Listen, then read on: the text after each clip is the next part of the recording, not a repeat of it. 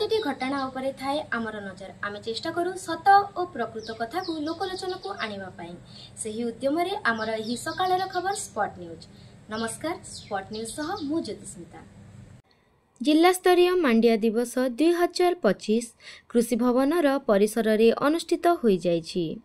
जिला मुख्य कृषि अधिकारी धीरेन्द्र कुमार बरिहांक सभापतित्व रे अनुष्ठित एही कार्यक्रम रे मुख्य अतिथि जिला परिषद अध्यक्षा देवकी साहू जोग देइथिबा बेले अतिथि सांसदक प्रतिनिधि माधव चंद्र साए, उद्यान उपनिर्देशक सुदेश कुमार चौधरी, जिला कृषि अधिकारी पाटनागढ़ प्रमोद बेहेरा, जिला कृषि अधिकारी टिटलागढ़ धवलेश्वर प्रधान, जिला मत्स्य अधिकारी आंचलिक कृषि संप्रसारण अनुष्ठान अध्यक्ष सुधाकर नंद, राज्य होटेल मैनेजमेंट प्रतिष्ठान अध्यापिका सत्यवती मिश्र प्रमुख मंचासीन होइथिले।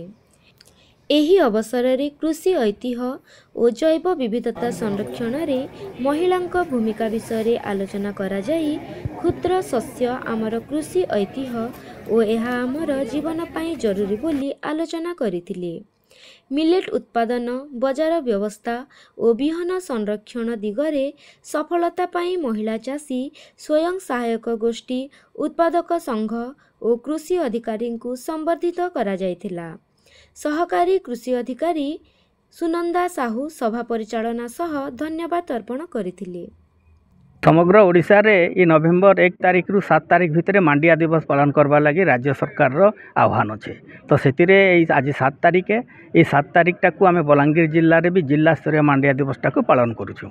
तो मांडियाटा गोटे लघुशस्य खाद्य है। ये जिनिसटा ये लघुशस्यटा 1960-70 मसीह पहाड़ी अंचल जबरदस्त समस्ते करुले, किंतु धीरे धीरे धानर हाइल्डिंग भेराइटी यूरिया सार आसवा मात्रे आ मांडियार प्रचार प्रसार कमिजा द्वारा एटा लोप पाई जाइथिला। एता को भितर बर्तमान मांडियाटा गोटे लघुशस्य जहार कि न्यूट्रिशनल आ पोषण तथ्य तार भितर बहुत अजस्र परिमाण रे भर्ती होकर रही। लघुशस्य कहले खाली मांडिया बोलिक नुहे, मांडिया अच्छी, सुआ अच्छी, गुर्जी अच्छी, कोदो अच्छी, कांगो अच्छी, एगुड़ा को चाष सरकार बर्तमान प्रोत्साहन करे। आ बर्तमान आम जिले में यही वर्ष आम पाखापाखि 8000 हेक्टर आमर टिटलागढ़ आउ बंग आमर पाटनागढ़ सब डिविजन रो सबू ब्लॉक रे कराइछे। केवल सईतला ब्लॉक को सेटा को छाड़ीदेले आ बलांगीर जिले में नाइन। जदि आसंता वर्ष जदि लागू हम तो बलांगीर सब डिविजन टाक भी आम नहीं पार्मु। ये 8000 भितर से चाषी मैंने करुछन, किंतु सरकार मुख्य उद्देश्य रोचे मांडिया चाषर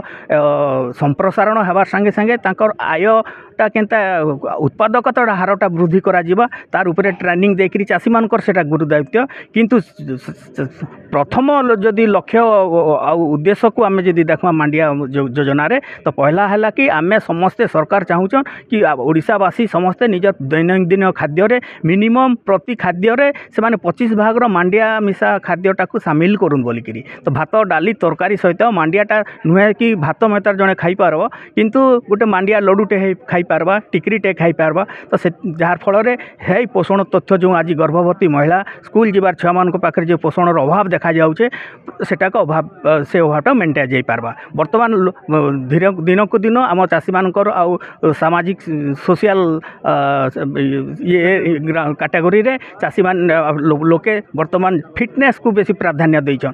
फिटनेस लगी से माने विभिन्न बहुत दामिकियार पोषण तथ्य थिबा जिनिस गुडा को विटामिन्स, मिनरल्स, प्रोटीन पाउडर से माने खाउछन। से माने नाई देखि कि से भितरे भी से प्रोटीन पाउडर रे मांडिया आउ सोयार परिमाण रो मात्राटा बेसी रहउची। तो निश्चित भाव में एटा जदि आम आज चाषी आमर पाखे करुचे, जदि सिविल सोसाइटी एटा को कंज्यूम करवा तो चाषी जेन उत्पादन करुचे से निश्चित भाव में से कहि पाबरा कि अरे मोर प्रोडक्ट को भी सिविल सोसाइटी खाऊचे, मुई ताके गोटे बेस्ट क्वालिटी दे पारबी आ तार भितरे इंस्पिरेशन हेबा कि अरे बिक्री जेहेतु संभव हो पारुचे लोक खाऊछन तार। तो से माने केनता बेसी एरिया रे मांडिया के प्रचार प्रसार करि पारबे, व्यवहार करि पारबे। से उद्देश्य रे आज एई मांडिया दिवसटा को आमे जिला स्तर रे पालन करूछु। खाइबार सहित तार उत्पादकता हार प्लस ता सहित विभिन्न वुमेन्स ग्रुप गुड़ा को आम एतार प्रोसेसिंग भैल्यू एडिशन कि इतर भाव में बिस्कुट तैयारी करवा तार फिर तालीम देकरी विभिन्न जगार से स्थापित होइछन। प्लस मांडियार होटेल काफे मान भी आम प्रचार प्रसार करूँ। लोक मान विभिन्न स्थान गुड़ारे प्रति वर्षर निर्धारित टार्गेट हिसाब रे आमे मांडियार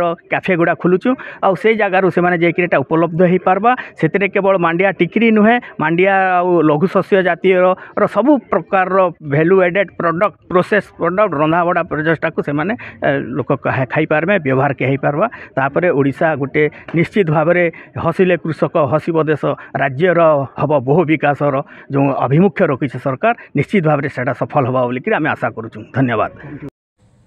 केमिति लागुची आमर स्पॉट न्यूज मतामत देबाकू भूलिबे नाही। लाइक शेयर और सब्सक्राइब करंतु। नमस्कार।